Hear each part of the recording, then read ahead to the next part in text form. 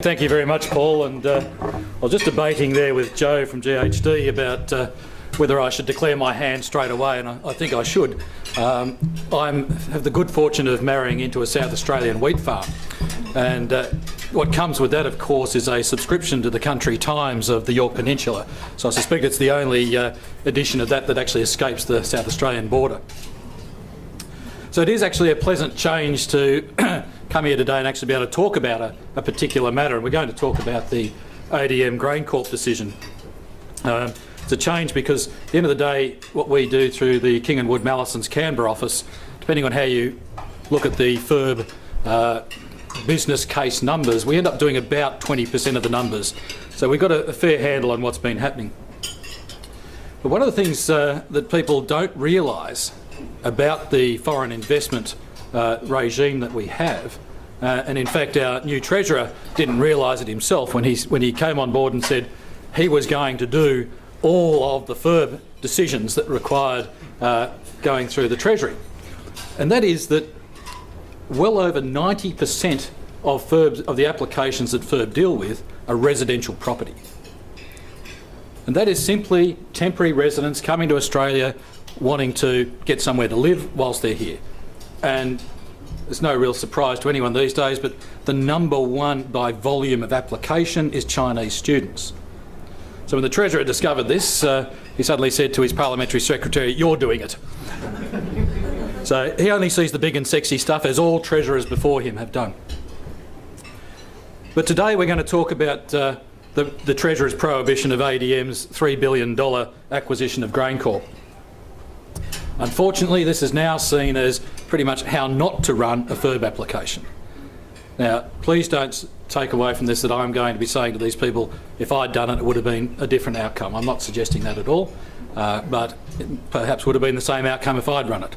But looking from the outside, we don't have any transparency around what was happening, and to be honest, I think that should always be the case.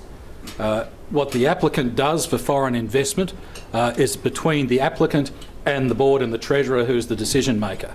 It's not something for public consumption. It's really about getting in the door. It's other jurisdictions such as ACCC, the shareholders at the end of the day who make the decision. That's where the transparency needs to be. So we're looking at this today, from my view, looking from the outside in.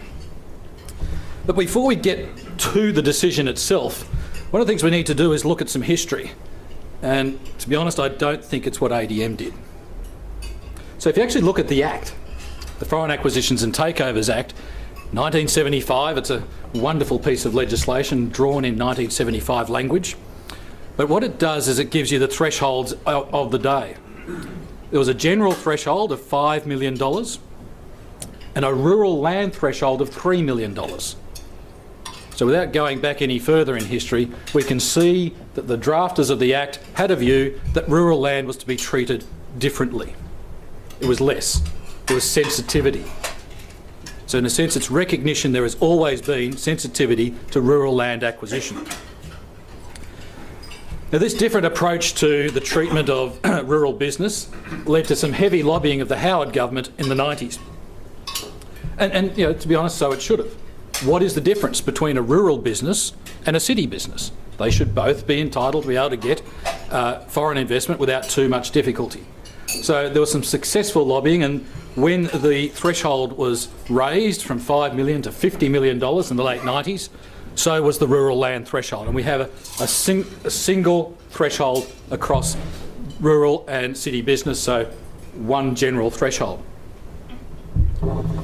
So then, what happened though, this is where part of the difficulty starts to arise, is that the rural land threshold stayed attached to the general threshold, and it kept attached when we went to $100 million.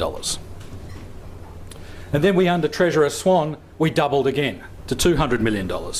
And then since that time, we've seen indexing of the threshold, and we now have the rather odd number of $248 million. And that actually repeats last year, so I'm not certain how that happens when it's supposed to index every year. I think the current government said, let's just leave it where it is and we'll have a think about it. But the problem with this doubling and redoubling of the threshold, aside of course from me thinking that's the end of my practice and I'll have to go back to insolvency work, is that the rural land value and rural businesses did not keep pace. You just don't see farms of $248 million or more. Cubby Station, yes, but beyond that, there isn't any. I had not done just a pure farm business without foreign government ownership, we'll talk about that in a minute, for a number of years, and that was when it was $100 million, and that was basically 3 farms together about the size of Belgium in the middle of Queensland. So what was happening is FIRB was losing touch.